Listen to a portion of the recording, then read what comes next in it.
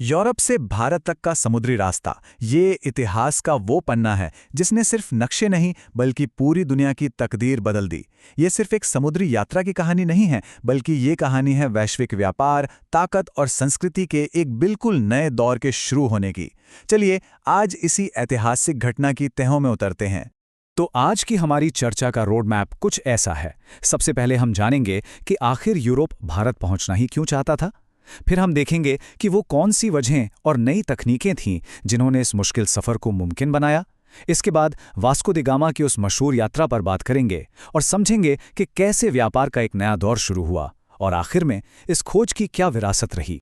तो चलिए शुरू करते हैं पहले हिस्से से। सवाल ये है कि आखिर यूरोप भारत पहुंचने के लिए इतना बेचैन क्यों था। जवाब एक नाम में छिपा है जिससे दुनिया भारत को जानती थी, सोने की चिड़िया। सदियों से यूरोप के लोगों के लिए भारत किसी सपने जैसा था।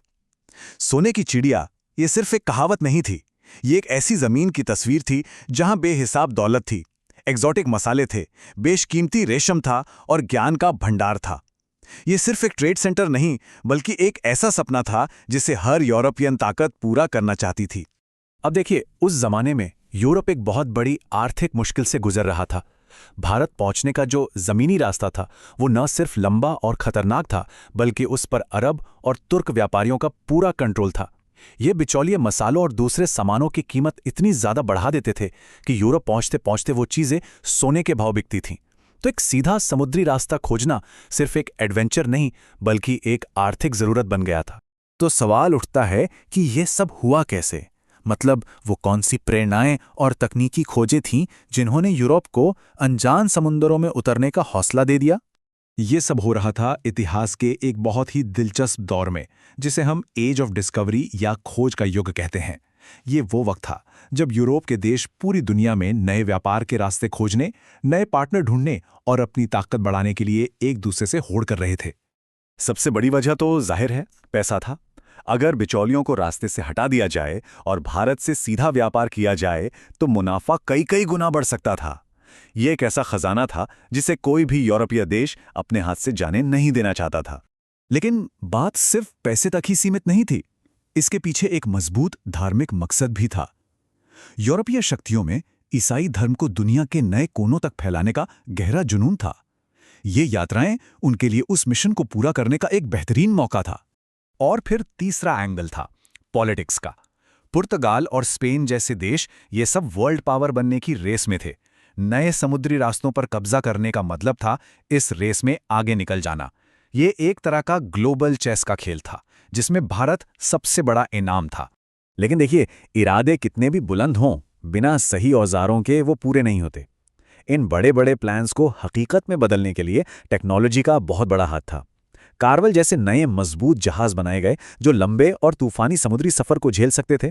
मैग्नेटिक कंपास और पहले से बेहतर नक्शों ने नाविकों को खुले समंदर में दिशा दिखाई। इन चीजों के बिना यह सफर सोचा भी नहीं जा सकता था। और ये सारी वजहें, ये सारी टेक्नोलॉजी हमें कहानी के सबसे अहम, सबसे रोमांचक हिस्से तक ले आती हैं। वास्को द गामा की भारत यात्रा ये दशकों की कोशिशों का नतीजा थी। ये कोई एक रात में नहीं हुआ था, इसकी नींव कई दशक पहले रखी गई थी। 15वीं सदी की शुरुआत में पुर्तगाल के प्रिंस हेनरी द नेविगेटर ने अफ्रीका के तटों की खोज शुरू करवाई। फिर 1488 में बार्टोलोमो डायस अफ्रीका के बिल्कुल दक्षिणी छोर केप ऑफ गुड होप तक पहुंच गए। इसने यह साबित कर दिया कि हाँ, समंदर के रास्ते भारत पहुंचना मुमकिन है। और इसी उम्मीद के साथ 1497 में वास्को द गामा ने वो आखिरी और निर्णायक सफर शुरू किया।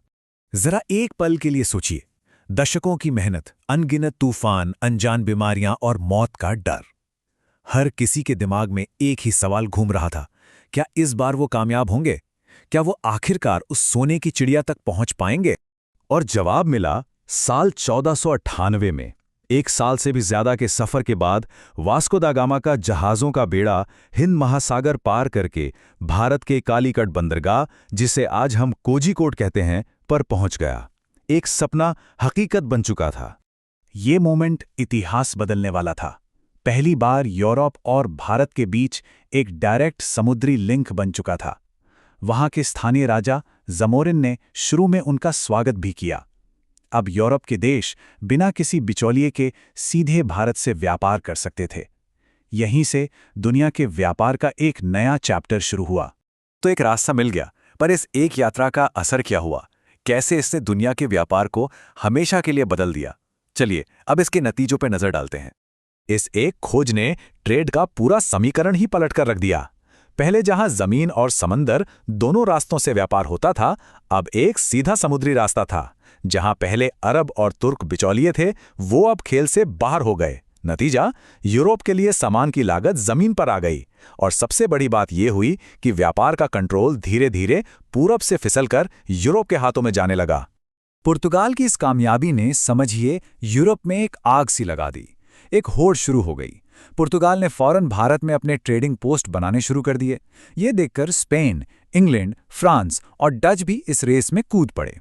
अब पूरब के खजाने पर कब्जा करने के लिए इन यूरोपीय ताकतों के बीच एक जबरदस्त मुकाबला शुरू हो गया। और यहीं पर कहानी एक गंभीर मोड़ लेती है। अब हमें इस घटना की विरासत को जरा गहराई से, एक क्रिटिकल नजरिए से देखना होगा।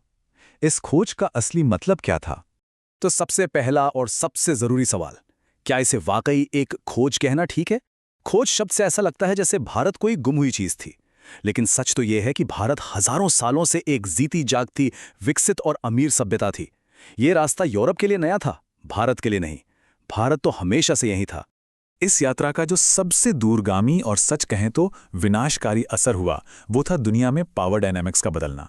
यूरोपियों का भारत आना सिर्फ व्यापार की शुरुआत नहीं थी, ये उस दौर की शुरुआत थी जिसे हम उपनिवेशवाद या कोलोनियलिज्म कहते हैं। और हमें यह समझना होगा कि उपनिवेशवाद यानी कॉलोनियलिज्म होता क्या है। इसका सीधा सा मतलब है किसी दूसरे देश पर राजनीतिक कब्जा करना, वहां बसना और उसके संसाधनों का अपने फायदे के लिए इस्तेमाल करना। ठीक वैसा ही जैसा आगे चलकर भारत के साथ हुआ। वास्को द गामा के आने से जो सिलसिला शुरू हुआ, उसका नतीजा हम सब जानते हैं। भारत में लगभग 200 सालों की ब्रिटिश हुकूमत। ये एक लंबा और दर्दनाक इतिहास है जिसकी जड़ें उसी पहली समुद्री यात्रा से जाके जुड़ती हैं। तो आखिर में हम इस सवाल पर आकर रुकते हैं, कैसे एक अकेली ऐतिहासिक यात्रा जो जिज्ञासा, लालच और महत्वाकांक्षा से शुरू हुई थी, सिर्फ व्यापार के रास्ते ही नहीं बल्कि पूरी दुनिया में ताकत का नक्शा हमेशा हमेशा के लिए बदल सकती है। ये एक ऐसा सवाल है जिसका असर आज भी हमारी दुनिया पर साफ दिखाई देता है।